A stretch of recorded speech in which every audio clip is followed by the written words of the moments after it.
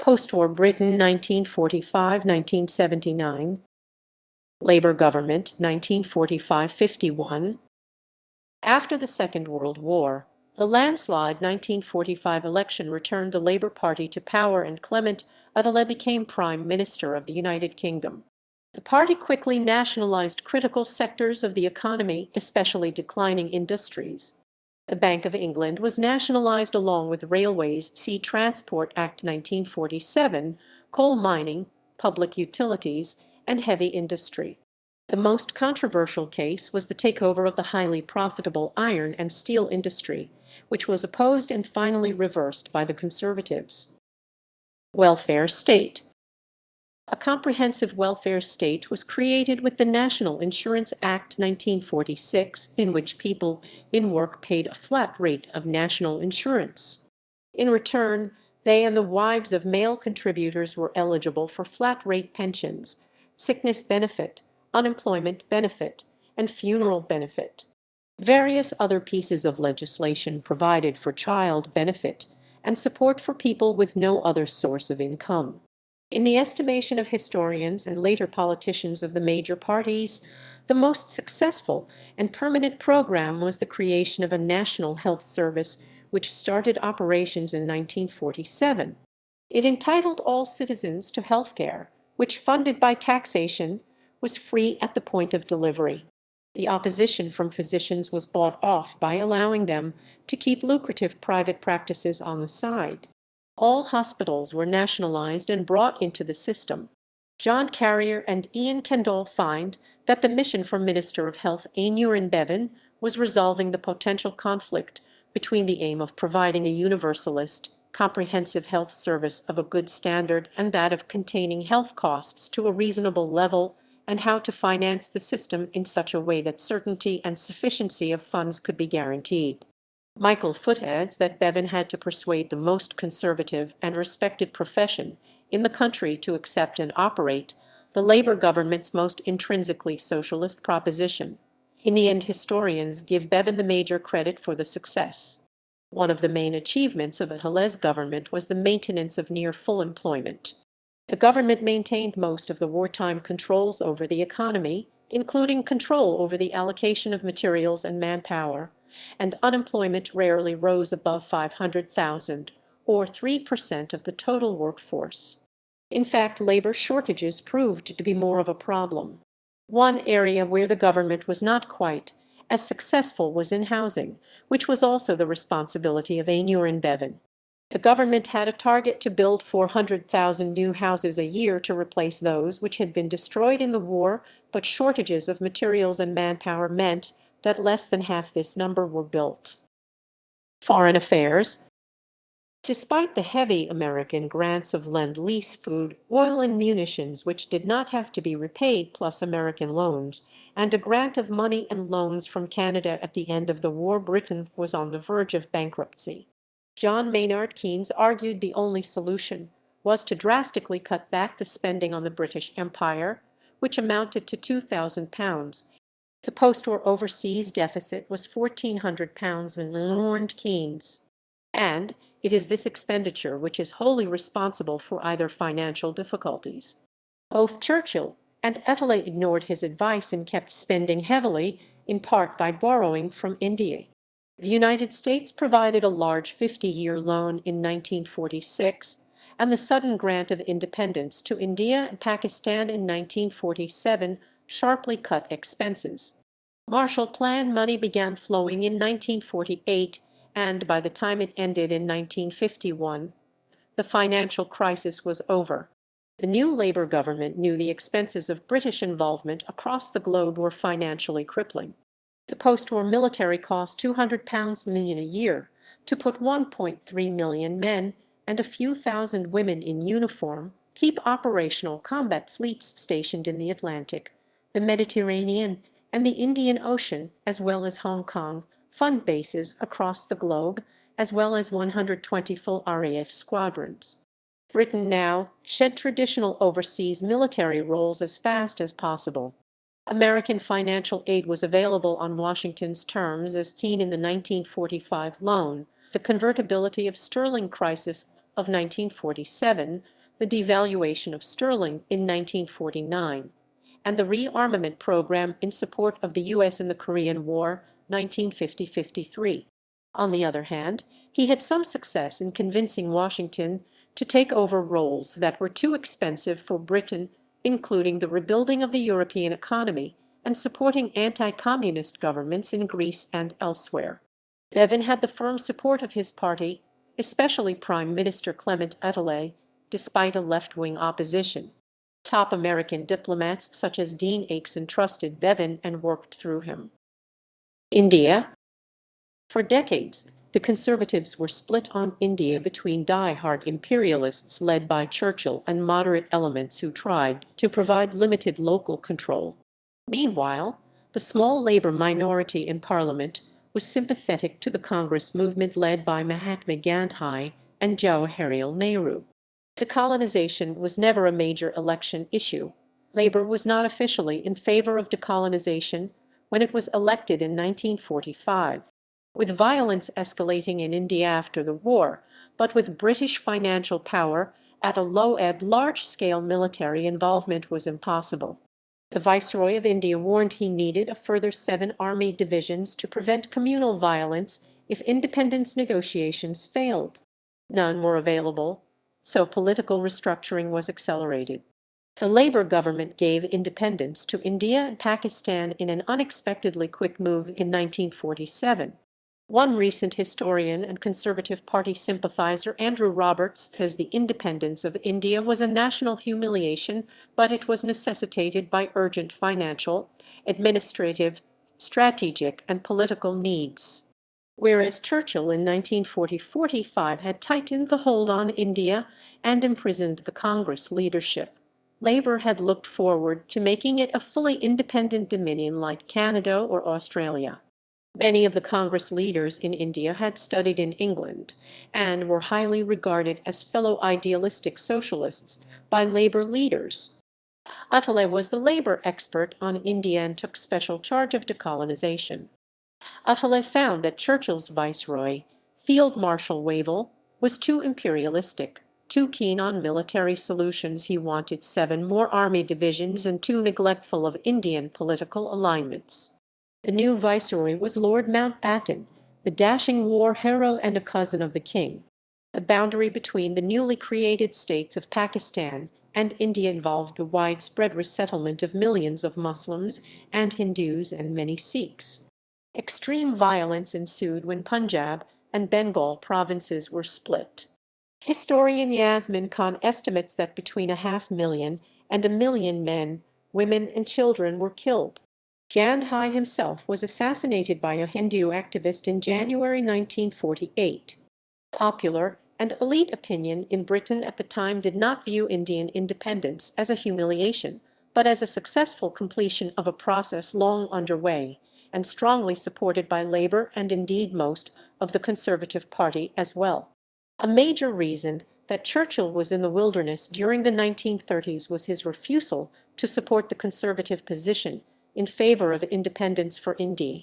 Independence strengthened the Commonwealth and had a valuable impact on the British economy, with large sums transferring back and forth as well as fresh migrants arriving from India.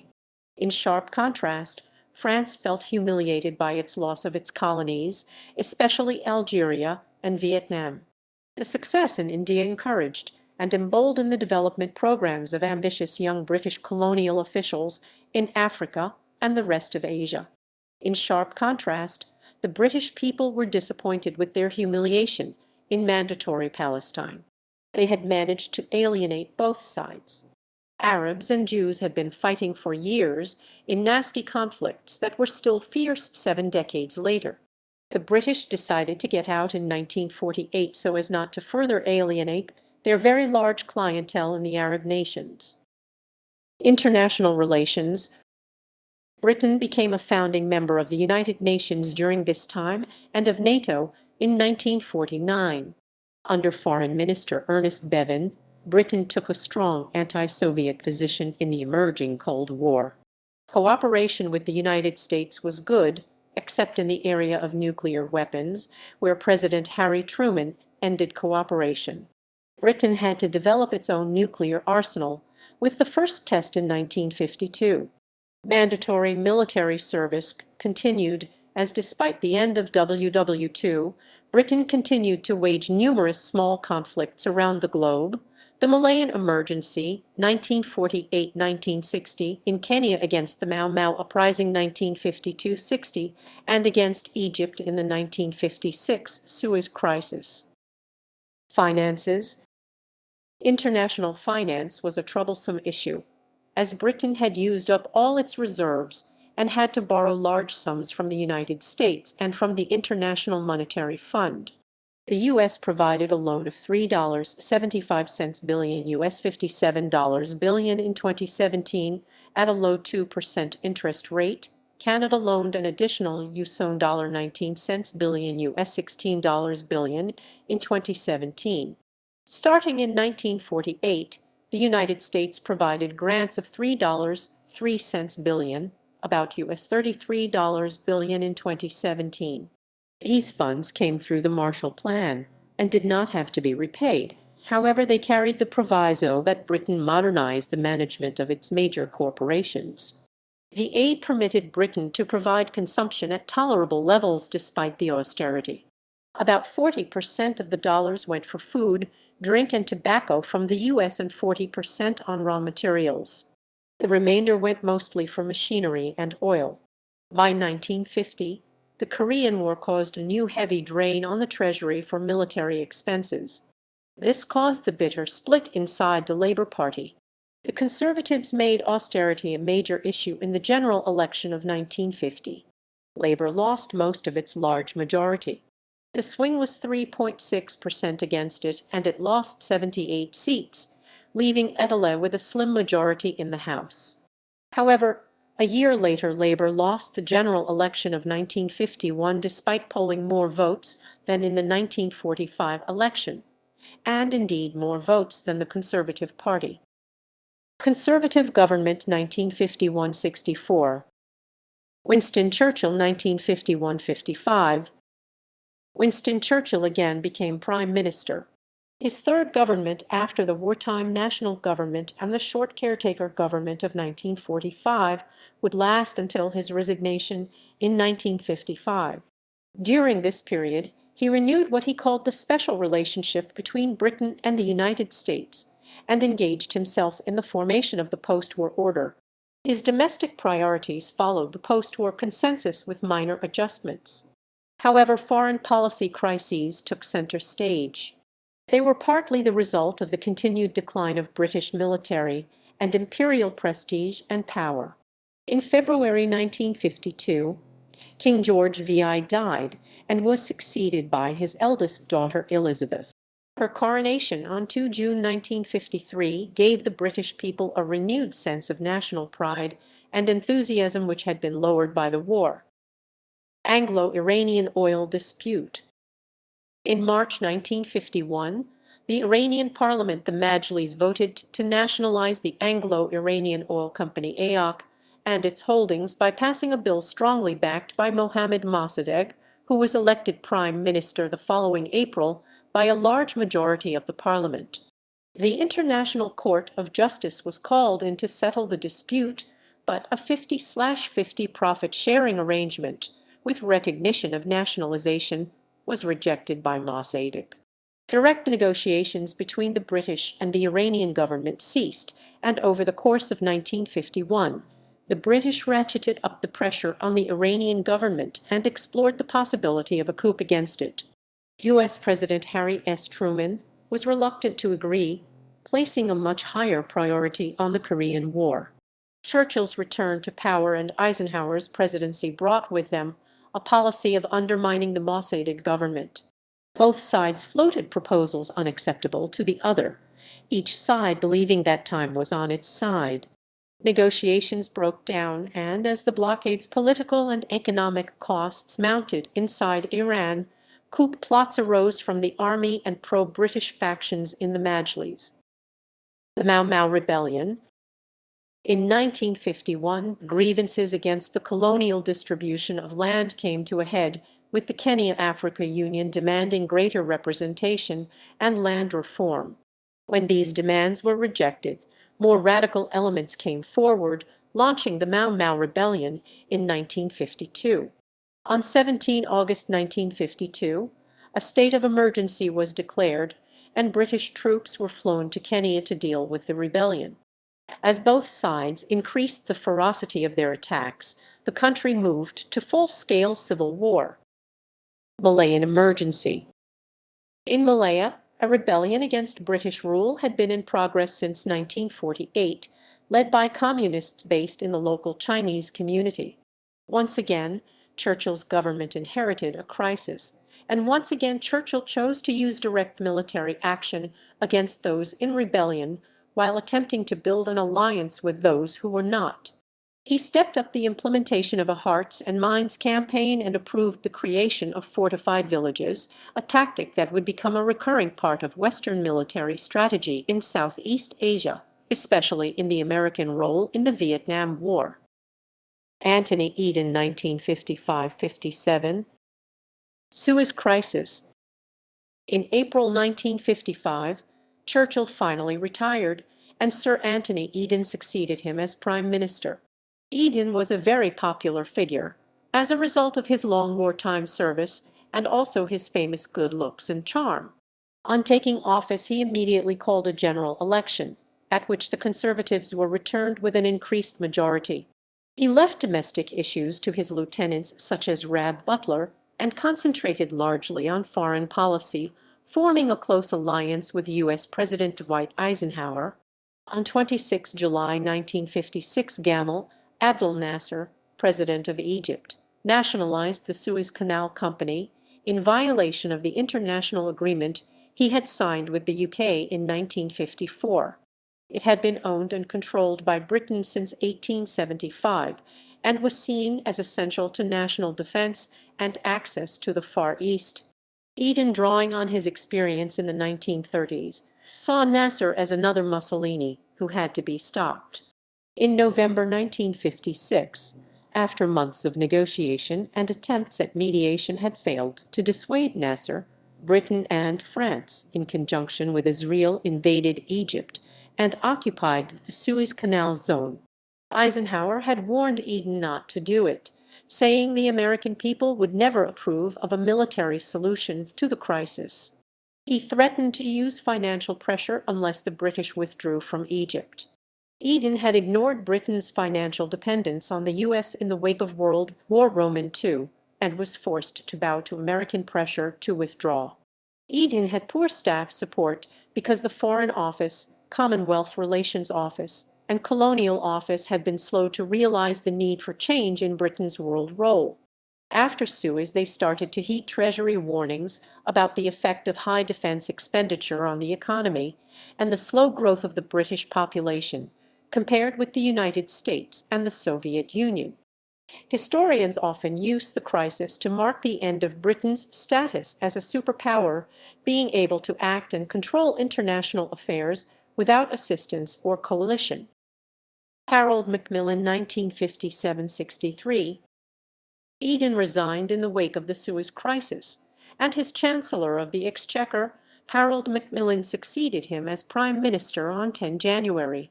He brought the economic concerns of the Exchequer into the Premiership, but his approach to the economy was to seek high employment, whereas his Treasury ministers argued that to support the Bretton Woods requirement on the pound sterling would require strict control of the money base and hence a rise in unemployment.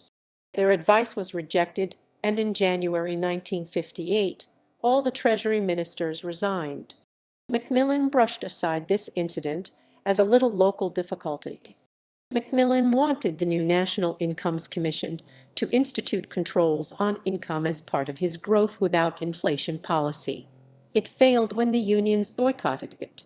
One of Macmillan's more noteworthy actions was the end of conscription. National service ended gradually from 1957.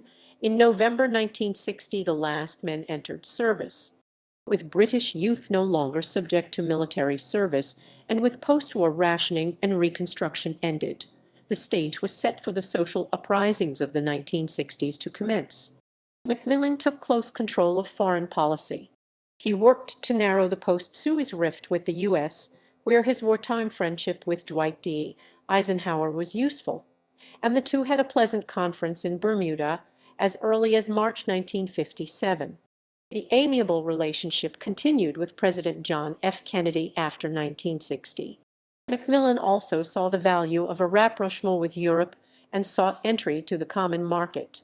In terms of the empire, Macmillan continued decolonization, his wind of change speech in February 1960 indicating his policy. Ghana and Malaya were granted independence in 1957, Nigeria in 1960, and Kenya in 1963. However, in the Middle East, Macmillan ensured Britain remained a force intervening over Iraq in 1958, 14 July Revolution, and 1960, and becoming involved in Oman.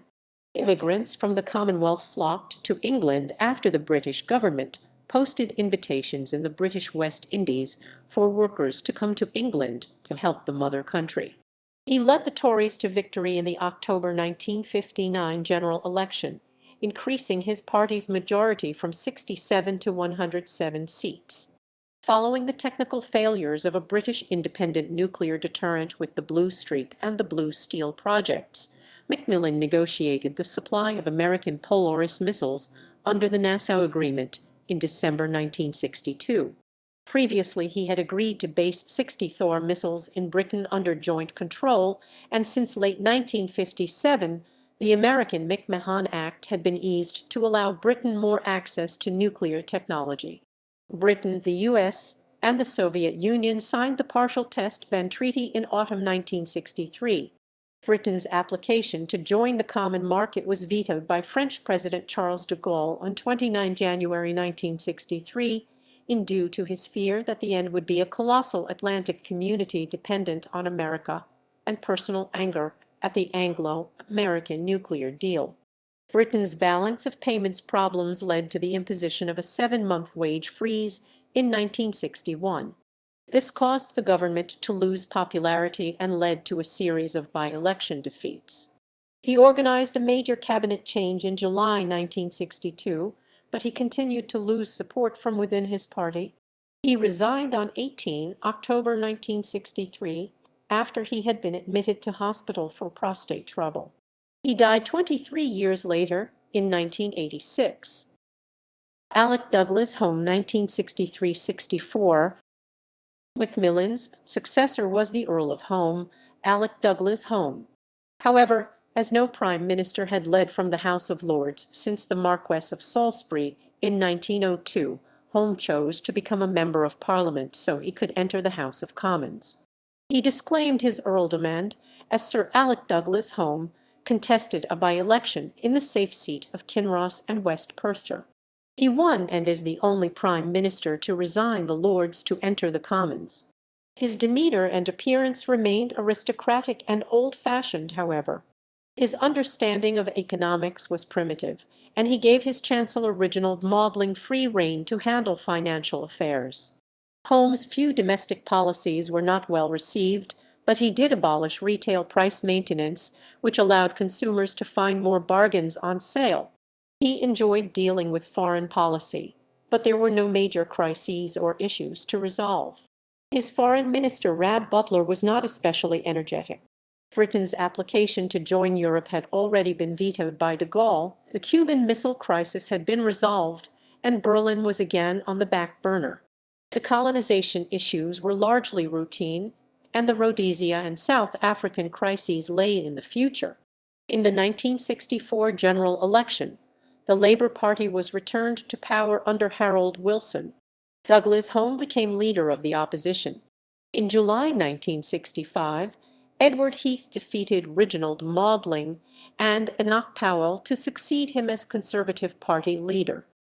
Enoch Powell was given the post of Shadow Defense Secretary and became a figure of national prominence when he made the controversial Rivers of Blood speech in 1968, warning on the dangers of mass immigration from Commonwealth nations. It is possible that the Conservatives' success in the 1970 general election was a result of the large public following Powell attained, even as he was sacked from the shadow cabinet. 13 wasted years. 13 wasted years was a popular slogan attacking the conservative record 1950–1964. Criticism came primarily from Labour. In addition, there were attacks by the right wing of the Conservative Party itself for its tolerance of socialist policies. The critics contend that Britain was overtaken by its economic competitors and was unable to prevent a troublesome wage-price upward spiral. Historian Graham Goodlad calls for taking a longer perspective. He argues that there were significant advances in transport, healthcare, and higher education. It is unrealistic to expect that Britain could have continued as a world power after the huge expense of the Second World War and the independence of India and other colonies. Goodlad says the conservative foreign policy leadership properly adjusted Britain's world role by building an independent nuclear capacity and maintaining a leading role in world affairs, and anyway successive governments seldom did a better job. Labour government, 1964–70. Harold Wilson. In 1964, Labour regained the premiership, as Harold Wilson narrowly won the general election with a majority of 5. This was not sufficient to last for a full term and, after a short period of competent government, in March 1966, he won re-election with a landslide majority of 99. As Prime Minister, his opponents accused him of deviousness, especially over the matter of devaluation of the pound in November 1967. Wilson had rejected devaluation for many years, yet in his broadcast had seemed to present it as a triumph. Open University. Wilson regarded with special pride setting up the Open University as a model for Europe. Plans were drafted by Jenny Lee, the Minister for the Arts. She had Wilson's full support. He saw the Open University as a major marker of the Labour Party's commitment to modernization. He emphasized that it would strengthen a more competitive economy while also fostering greater equality of opportunity and social mobility.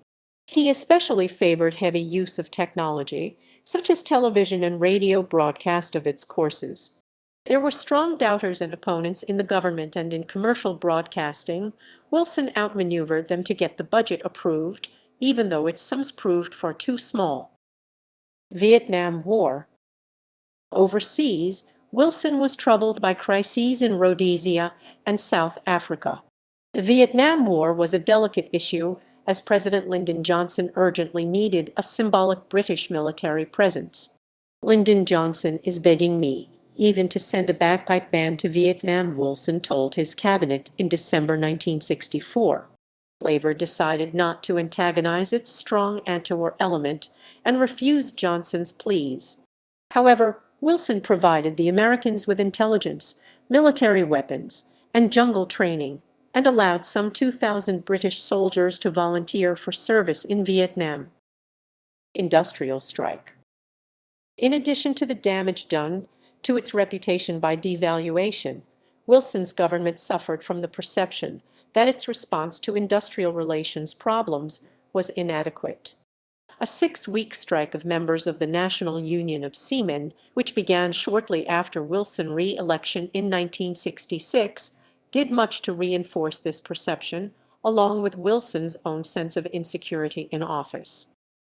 Conservative government 1970–74. Edward Heath. Heath.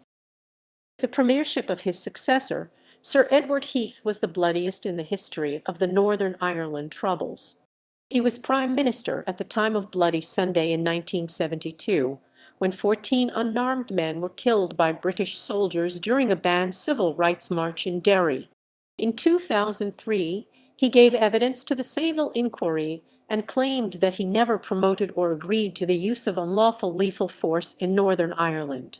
In July 1972, he permitted his Secretary of State for Northern Ireland, William Whitelaw, to hold unofficial talks in London with a provisional Irish Republican Army delegation by Sean McSteofing. In the aftermath of these unsuccessful talks, the Heath government pushed for a peaceful settlement with the democratic political parties. In 1974, The Sunningdale Agreement was produced but fiercely repudiated by many Unionists, and the Ulster Unionist Party ceased. Heath took the United Kingdom into the European Communities, widely known at the time as the Common Market, later renamed the European Union, on 1 January 1973 after winning a decisive vote on membership in the House by 336-244, a majority of 112. It was, says biographer John Campbell, Heath's finest hour. Meanwhile, on the domestic front, galloping inflation led him into confrontation with some of the most powerful trade unions. Energy shortages related to the oil shock resulted in much of the country's industry working a 3-day week to conserve power. In an attempt to bolster his government, Heath called an election for 28 February 1974. The result was inconclusive. The Conservative Party received a plurality of votes cast, but the Labour Party gained a plurality of seats due to the Ulster Unionist MP refusing to support the Conservatives. Heath began negotiations with leaders of the Liberal Party to form a coalition, but, when these failed, resigned as Prime Minister. Labour government, 1974-79. Harold Wilson, 1974-76. Heath was replaced by Harold Wilson, who returned on 4 March 1974 to form a minority government. Wilson was confirmed in office, with a 3-seat majority, in a second election in October of the same year. It was a manifesto pledge in the general election of February 1974 for a Labour government to renegotiate better terms for Britain in the EC, and then hold a referendum on whether Britain should stay in the EC on the new terms. After the House of Commons voted in favour of retaining the common market on the renegotiated terms, a referendum was held on 5 June 1975.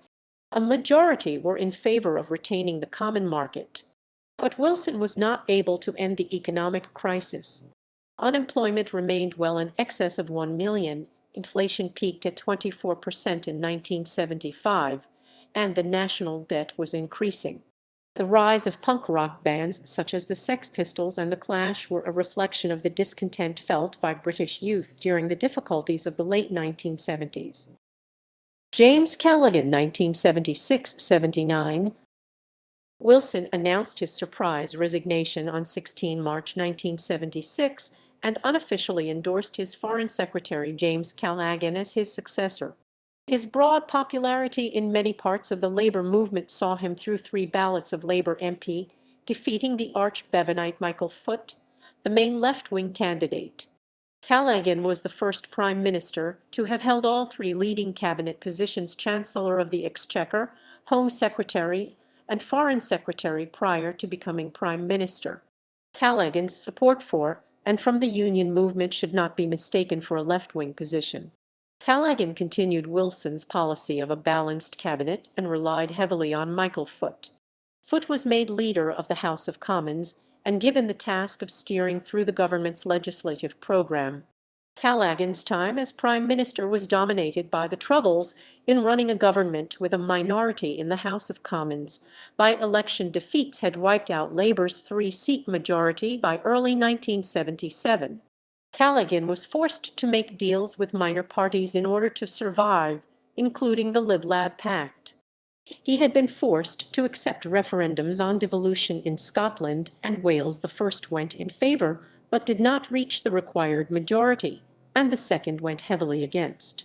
However, by the autumn of 1978, the economy was showing signs of recovery, although unemployment now stood at 1,500,000. Economic growth was strong, and inflation had fallen below 10%. Most opinion polls were showing Labour ahead, and he was expected to call an election before the end of the year. His decision not to has been described as the biggest mistake of his premiership. Callaghan's way of dealing with the long-term economic difficulties involved pay restraint, which had been operating for 4 years with reasonable success. He gambled that a 5th year would further improve the economy and allow him to be re-elected in 1979, and so attempted to hold pay rises to 5% or less. The trade unions rejected continued pay restraint, and in a succession of strikes over the winter of 1978/79, known as the Winter of Discontent, secured higher pay, although it had virtually paralyzed the country, tarnished Britain's political reputation, and seen the Conservatives surge ahead in the opinion polls. He was forced to call an election when the House of Commons passed a motion of no confidence by one vote on 28 March 1979. The Conservatives, with advertising consultants Saatchi and Saatchi, ran a campaign on the slogan "Labour isn't working." As expected, Margaret Thatcher, who had succeeded Edward Heath as Conservative leader in February 1975, won the general election held on 3 May, becoming Britain's first female prime minister. Historian Kenneth O. Morgan states, "The fall of James Callaghan in the summer of 1979 meant, according to most commentators across the political spectrum, the end of an ancient regime, a system of corporatism, Keynesian spending programs, subsidized welfare, and trade union power." Historians Alan Sked and Chris Cook have summarized the general consensus of historians regarding labor in power in the 1970s. If Wilson's record as prime minister was soon felt to have been one of failure, that sense of failure was powerfully reinforced by Callaghan's term as premier. Labour, it seemed, was incapable of positive achievements. It was unable to control inflation, unable to control the unions, unable to solve the Irish problem, unable to solve the Rhodesian question, unable to secure its proposals for Welsh and Scottish devolution, unable to reach a popular modus vivendi with the common market, unable even to maintain itself in power until it could go to the country. It was little wonder, therefore, that Mrs. Thatcher resoundingly defeated it in 1979.